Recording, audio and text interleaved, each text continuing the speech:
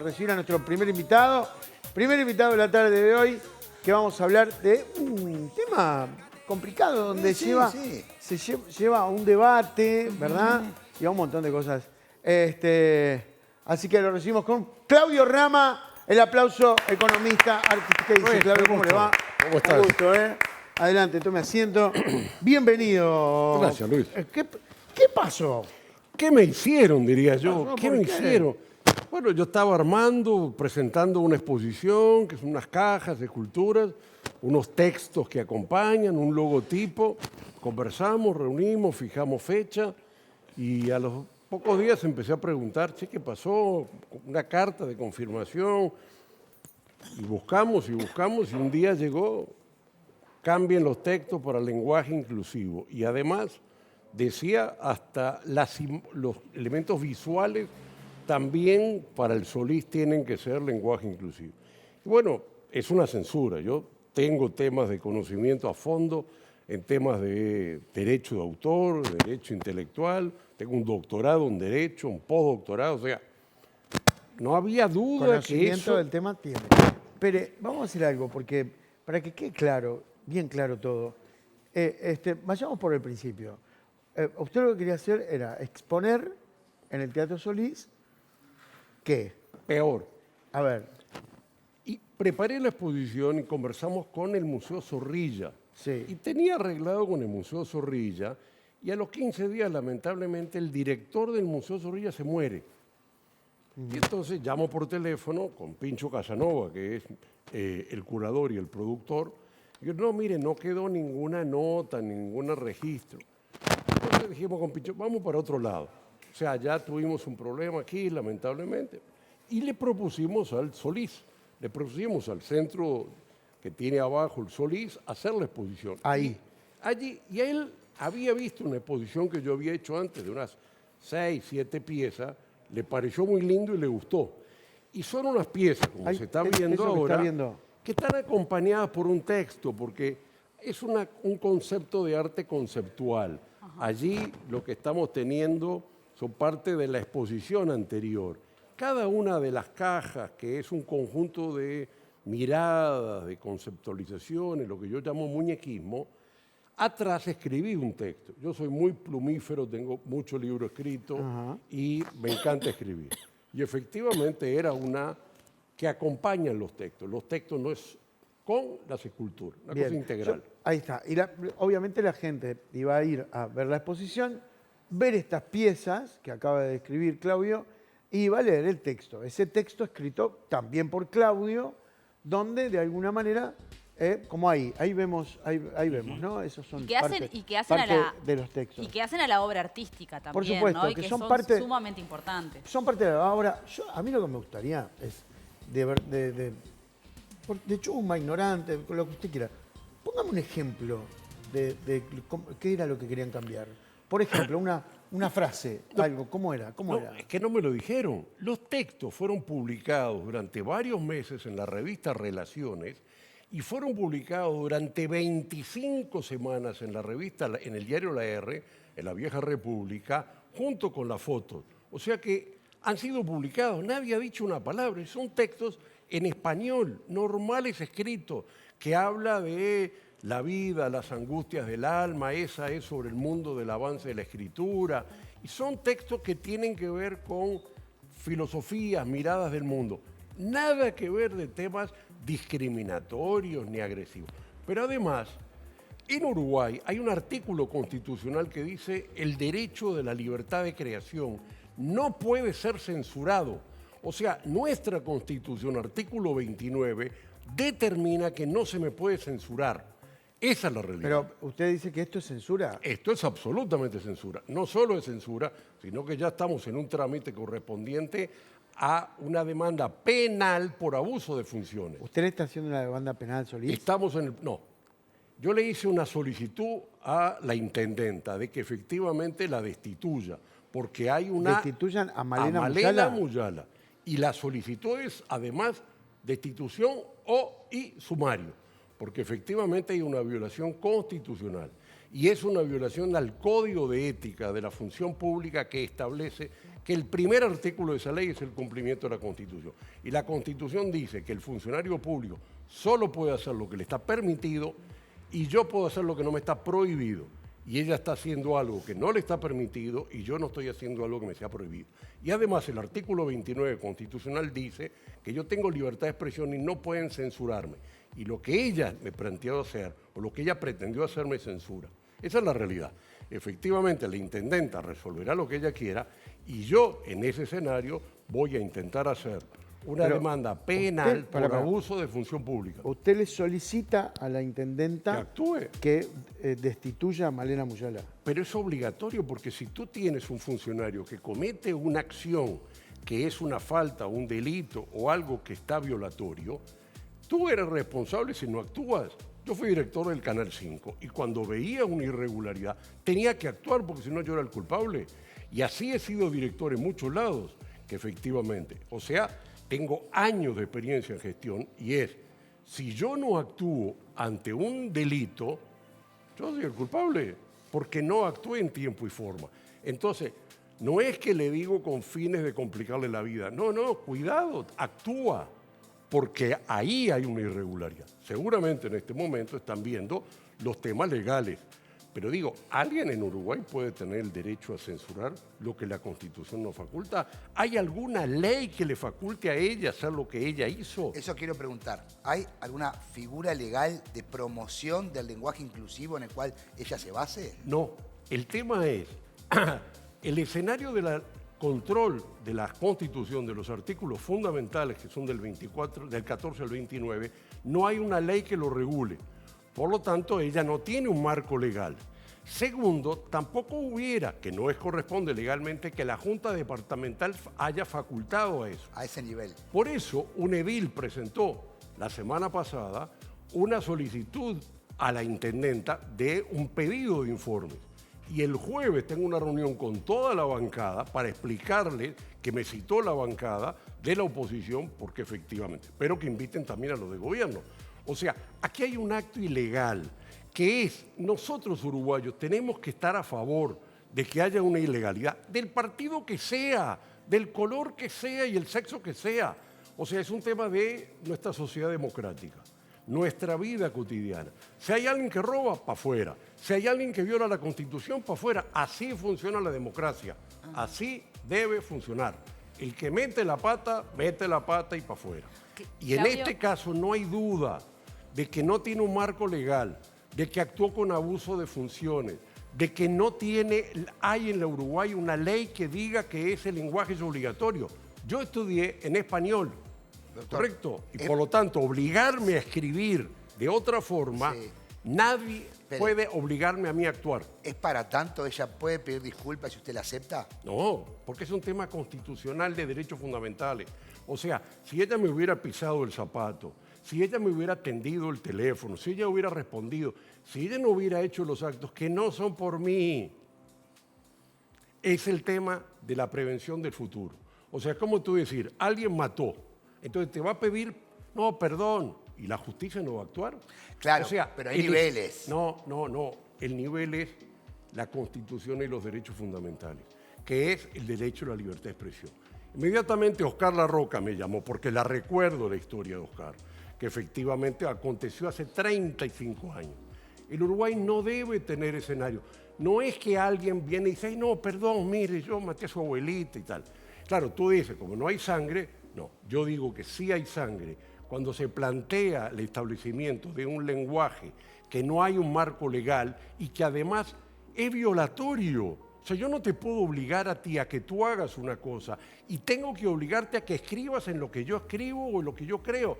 Eso es Orwell 1984, hay mucha literatura. Claro. O sea, no se puede obligar a la gente.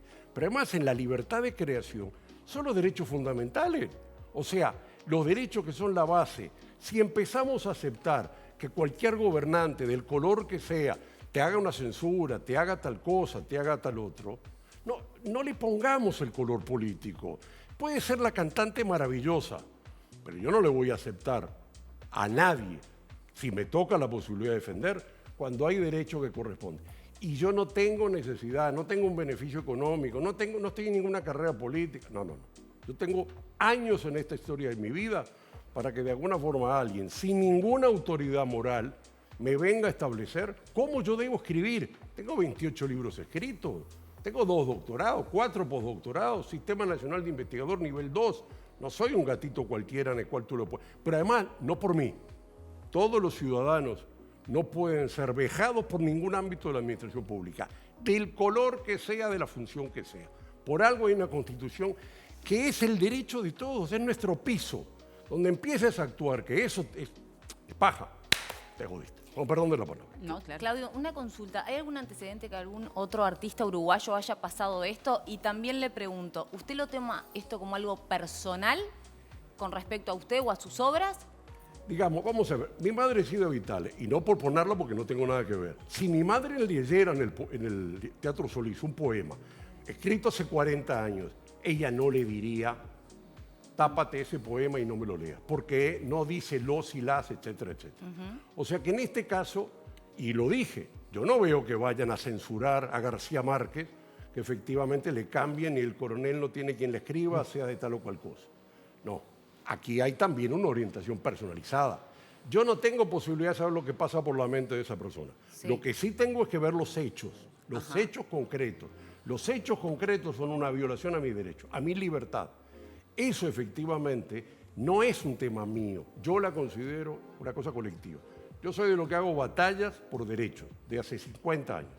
Y esta es una batalla que la agarro sin haber querido. Yo llegué a decir, bueno, yo no publico los textos, mandé una disposición, bueno, me sacrifico, lo puse. Tengo una terapeuta de vez en cuando que converso y le dije, me da vergüenza lo que hizo. Me sentí mal por decir, hasta me lo saco de encima los textos, porque quiero que el Solís, que es importante, no quiero que mi obra sea entrar en polémica. No, ¿por qué queremos polémica? No, no. Pero en todo caso, no me corresponde ese derecho, el derecho a defenderme, el derecho a decir que no corresponde que alguien lo haga. No es solo por mí, piénsalo por cualquiera de nosotros. Rama, O sea, es la justicia que debe ser, más allá del color, el sexo o el rock and roll. Ella debería haber renunciado. Es lo que corresponde. La intendenta debería destituirla o sumariar ante un delito. Y yo, si no, llegaré a lo que efectivamente hago, que es una demanda por abuso de función pública, que es del Código Penal. Por eso tuvo lío Cayola, por eso salió el otro ministro correspondiente, que es el abuso de la función. Aquí hay un abuso de función clarita. Ninguna ley le facultaba para hacer eso, ninguna. hay un comunicado por parte de Malena Muyala que dice que lo que ella quiso fue invitarte a ti a dialogar y a, bueno, ver el tema de los textos, que no existió una censura, sino que una invitación al diálogo. Primero, la forma exacta de la redacción de eso, nadie tuvo ese pensamiento de que es una invitación. No es, lo invito a usted a conversar. No, no, no. Era taxativo y el lenguaje español es clarito. Segundo, dice que de la diversidad. La diversidad es que si tú quieres escribir inclusivo, escriba. Y yo quiero no escribir inclusivo, no escribo. La diversidad no es la que tú consideras que es tu diversidad. No, no. En democracia es de todo. Y después diálogo. ¿Qué diálogo? Si la estuvimos llamando y llamando y no respondió. O sea, esos dos actos que ella declara en la diaria muestra cinismo. O sea, no es una excusa, es respuesta de cínica, de mentirosa. Y eso es lo que me aceleró a poner las cosas en la mesa. O sea, cuando tú me juegas y además me mientes, y lo mientes en el espacio público, no. Y además, el hecho de que digan que el Congreso de Ediles recomienda lo que el Congreso de Ediles recomendó en el 2010, y yo fui y lo leí porque soy de los que lee las cosas, sugieren para las políticas comunicacionales internas. Pues yo no soy funcionario público ni de ella ni de este gobierno. No tengo sueldo de nadie, no dependo de nadie. En todo caso, ¿me van a censurar a mí? Yo estoy escribiendo una cosa para la Intendencia. Lo que faculta ese acuerdo entre las intendencias, que no tiene basamento legal, porque es regulación constitucional, es para dentro de la casa. Si tú en tu casa quieres poner, en vez de algo contigo, algo contigues, es tu casa, es tu propiedad privada. Pero en el Estado hay una diferencia. El Estado solo puede hacer lo que está facultado legalmente y yo puedo hacer lo que me es absolutamente no prohibido. Entonces, no hay duda. O sea, ella actuó con alevosía y premeditación, porque no respondió, porque en tiempo y forma, porque la forma que escribía es taxativa.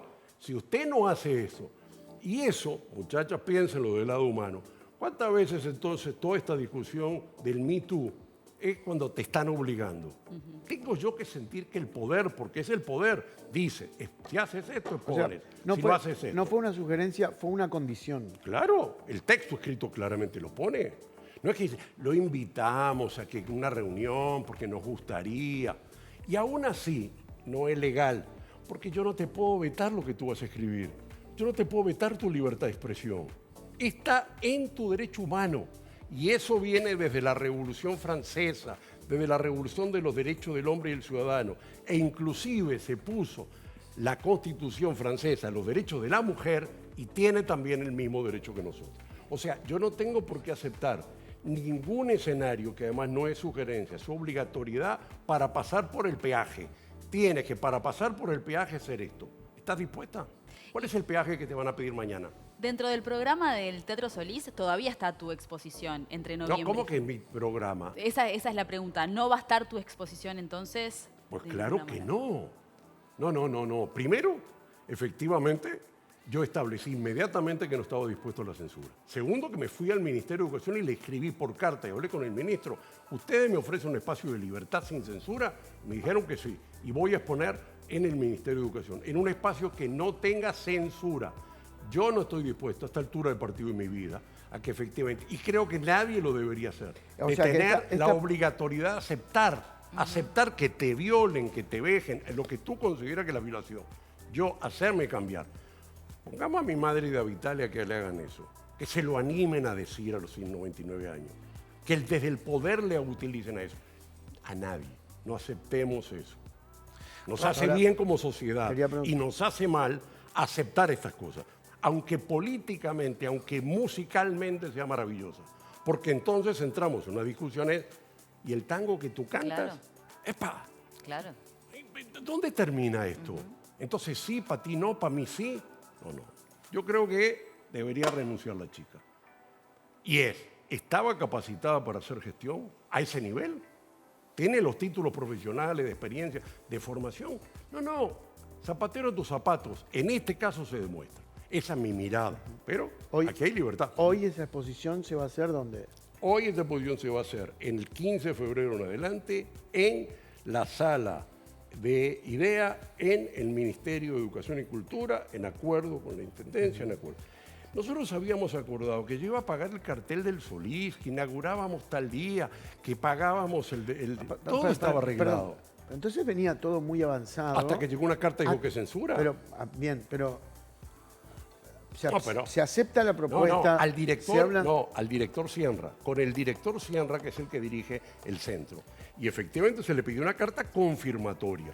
Y ahí, algo que estaba preacordado, después de pedírsela 5 veces a Malena Muyala una carta, puso eso, censura. Había un preacuerdo que se había establecido, las características, se inauguraba el día de mi cumpleaños, se cerraba el día del cumpleaños del Pincho, todo, hasta que llegó la censura. O sea, hasta que llegó sí, pero tú me haces esto. Tú te agachas y me firmas tal cosa y cambias el texto. Esa es la realidad. O sea, y yo mismo dije, bueno, sí, lo acepto, no lo acepto, el Solís.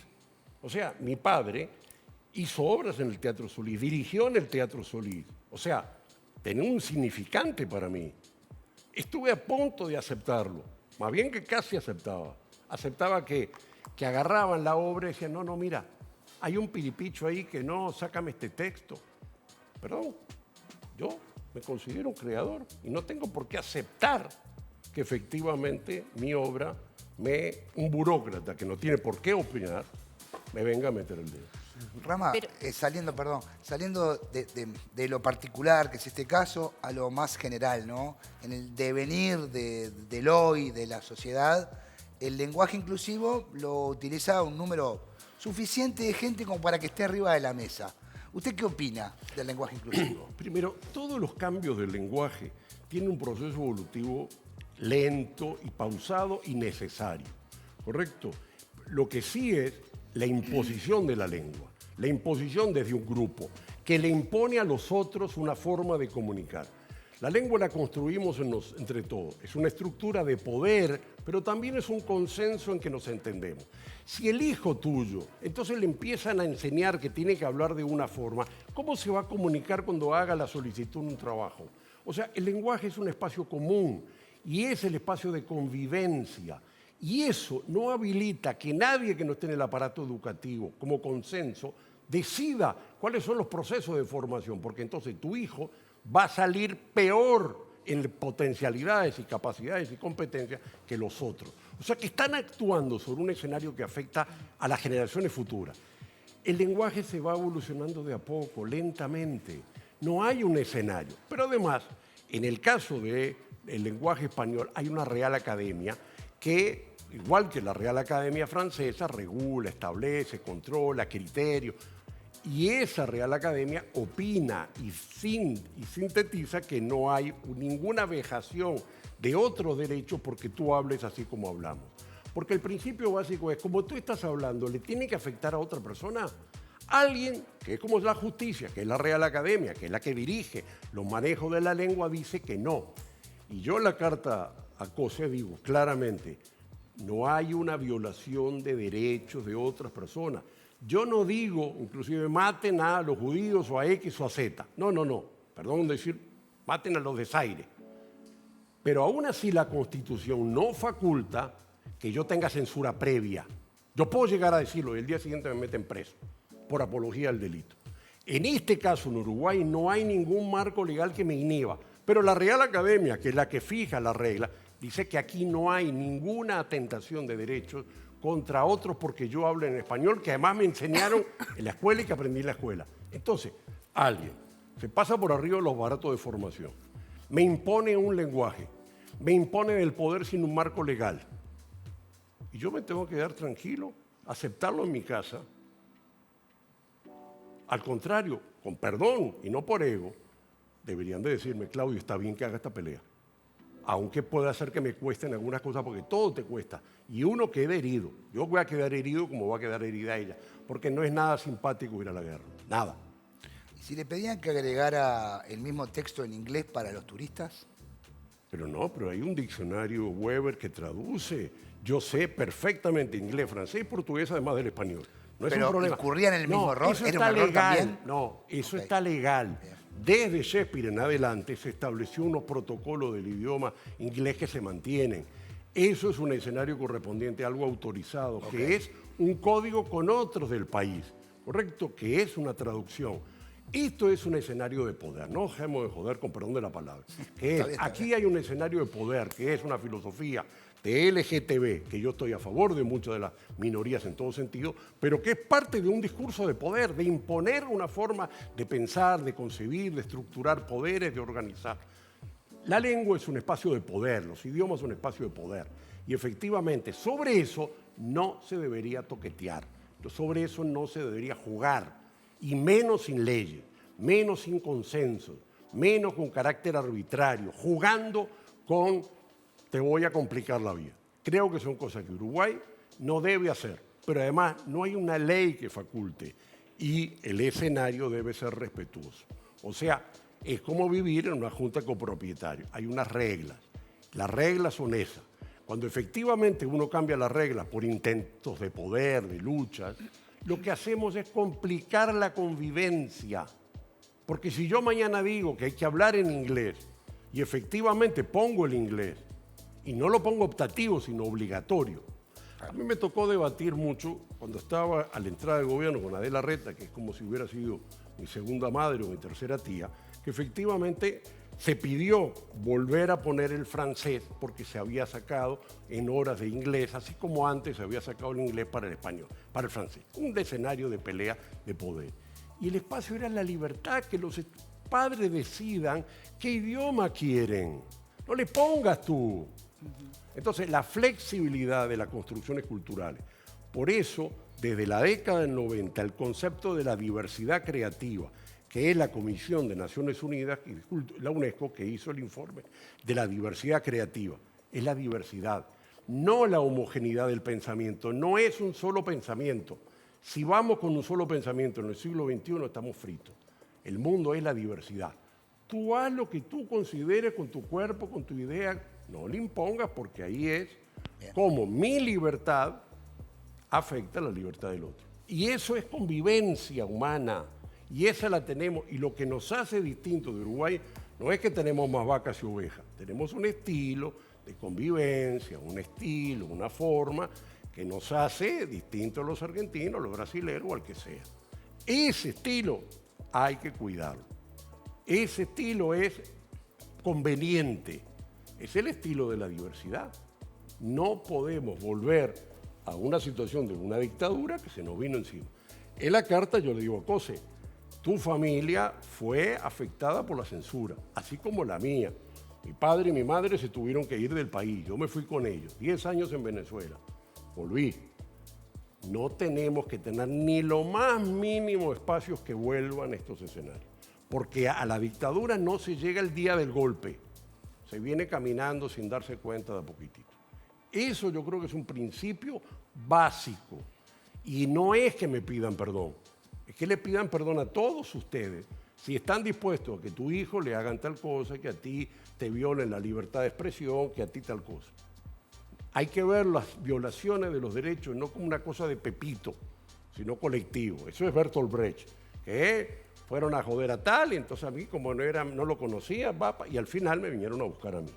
Yo creo que el principio es un principio en el cual no debemos aceptar cosas que sentimos que no son buenas y que además no están en las leyes, y para algo son las leyes. Las leyes deben existir. Claudio, ¿dónde estamos parados en este momento? Estamos parados en que el ministerio, y agradezco enormemente a Pablo da Silveira y a la directora de Cultura que me abrieron un espacio de libertad. Punto. Segundo, estoy a la espera que va a ser la intendenta, que la están poniendo en la situación que ella debería renunciar, Muyala. Y estoy en conversaciones con penalistas y abogados a efecto de la acción correspondiente. O sea, esto va a llegar hasta el final, hasta lo que la justicia diga, porque esa es mi opinión. Cada uno tiene sus opiniones. Cuando hay diferencias y discrepancias de opiniones, alguien debe laudar. Y en este caso, lo que va a tener que laudar es o el Instituto Nacional de los Derechos Humanos, que el artículo 8 le corresponde y que actúe, porque esto es un tema no del pasado, sino del futuro, o el exceso de un funcionario público, que es la figura del abuso de la función pública, que es una función que es un marco legal penal, no es civil, es penal, ¿correcto? Artículo que se ha discutido, que si corresponde o no corresponde, pero el sistema político no lo ha derogado y ha permitido que tirios y trillanos la queden. Funcionario del gobierno al frente, funcionario del gobierno colorado, funcionario del gobierno blanco, para lo que sea. Y por eso no la han querido sacar. Algún ámbito dictaminará si esto corresponde o no corresponde. ¿Correcto? En todo caso, ese es el escenario. Sé que tenemos un montón de mensajes, un montón. Me gustaría, ya que son muchos, me gustaría hacer hincapié en los que plantean una duda. Bien. Ok. ¿Está bien? Ok. ¿Se entendió? Sí, perdón. Sí, clarito. Perdón, el chico que le diga así al aire. Ni los que están a favor ni en contra, los que tienen dudas. Que tienen, porque me parece que Claro. es lo mejor. Acá dice, señor Rama, ¿no será que lo que le piden es que ponga niños y niñas y no niñes? Esta es una No. pregunta lo que yo entiendo digamos, de este televidente es que él, que el pedido no es que utilice la E, sino que utilice el todos y todas o niños y niñas. Y entiendo que para usted es lo mismo, pero bueno. No. Perfecto. Lo que me piden es que yo cambie lo que quiero poner. O sea, no es que hay una regla, porque tampoco hay un diccionario del lenguaje inclusivo. Yo tengo esculturas sobre inclusivo y me han escrito estos días los ciegos, los sordos. Esos son los de la inclusión de Uruguay. O sea, la gente que realmente le afecta la posibilidad de no ver, no actuar, carece de manos, carece de esto, de lo otro. Pero efectivamente el escenario, que si es Miguel, pero yo no tengo mi libertad de escribirlo y hacerlo como yo quiera. O sea, me vas a obligar. Cortázar, en un capítulo maravilloso de Rayuela, hace toda una relación sexual entre Lamague Rocamadouro, y cuenta todas palabras inventadas. Me retila la murta, etc. Y yo a los 15 años cuando lo leí, mi novia me decía, ¿me puedes explicar que no entiendo? Porque no sabía el erotismo y pensaba que eran palabras que no sabía. Esa es su libertad. Ese es su derecho a escribir como quiere. ¿Se lo voy a prohibir? ¿Desde el ámbito de qué poder? ¿De un editor? No. Si otro quiere hacer mis textos de otra forma, que haga sus textos. Los míos son los míos. Aquí está el tema del principio. Yo no tengo por qué aceptar que además me digan, porque entonces tampoco es que hay un diccionario, pero si lo hubiera, yo solo acepto lo que yo quiera hacer siendo un creador. Esa es mi función hoy. Mi chaqueta hoy es la de creador y no la tengo que aceptar otra. Están de acuerdo con usted en este mensaje y la pregunta es ¿por qué no hacen inclusivo el lenguaje de señas? Claro, deberían. Eso estoy diciendo, o sea, el escenario de lo inclusivo es la inclusión de los que están excluidos, realmente excluidos. Mira, yo fui director regional de la UNESCO para toda América Latina en materia de educación superior y teníamos muchas acciones con respecto a los temas de la inclusión en las universidades. Me acuerdo de dos casos muy claros. Un día en una universidad pagan la luz los estudiantes en una huelga en Honduras. Y estábamos saliendo con el rector, varias personas, y había una cieguita que estaba entrando con su bastón. Para ella la luz no era una limitación. Y otra vez, en otro seminario, una persona con deformidad física decía, mi problema no es la universidad, es que no me dejan subir al autobús. Cuando yo me paro, el autobús sigue corriendo porque tardo mucho tiempo en subirse. Las exclusiones que tenemos. Hace 2 meses estuvimos trabajando con Felipe Schipani para promover un proyecto de ley de una universidad virtual, porque las miles de personas que no pueden ingresar a la universidad, eso es inclusión, eso es real. Miles de personas que han firmado en change.org una universidad virtual del Uruguay que no les permite estudiar. Si tú quieres estudiar Derecho en tu Tacuarembó, tu Pambaé, donde sea, no puedes.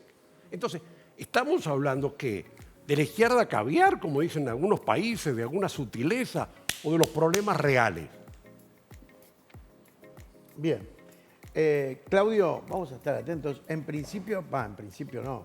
Usted hoy... Mira, esa pieza, Sí. qué pena, si ¿Cuál? esa pieza se pudiera ver en está. la pantalla. La que tenemos en la... Ahí. ¿Quién es? Mira, esa pieza le llamo libertad o caos. En un lado, todos son descabezados. En un lado hay unos tipos que le tiran piedras a la escultura. Y en otro lado hay una persona que con un micrófono realza los valores de la historia a otras personas. Eso es libertad o caos. Pero en todo caso es la discusión contra el pasado. Unos niegan el pasado y otros se reafirman el pasado. Esas son las cosas que yo quiero hablar. Ese es mi discurso. Ahí hay un texto, ahí hay una mirada que quiero hablar de mi arte. Mi tema aquí no es hablar del derecho, mi tema es hablar del arte que quiero hacer, de la propuesta que quiero hacer, que creo que es lo que vale, es lo que quiero hacer. Entonces, me llevan a un plano que no es el plano que yo quiero. Quiero una nota que hable de mis creaciones, no de que una señora me censura porque quiera censurar. ¿Qué es lo que corresponde? Bien. Claudio, gracias por venir. 15, la fecha, febrero. Febrero, con el ministro de Educación y todos los invitados, todos. O sea, los que hoy puedan estar en contra, que la piensen, que es el Uruguay necesario. Y vamos a ver qué sucede con la intendenta, ¿no? Si tiene respuesta. Yo creo que tiene que sacarla, no hay vuelto. Gracias, Claudio. Gracias, Claudio. Gracias Claudio, a ti. Gracias, Un gracias gustazo. por venir. Igualmente, Claudio Rama, el aplauso, lo despedimos.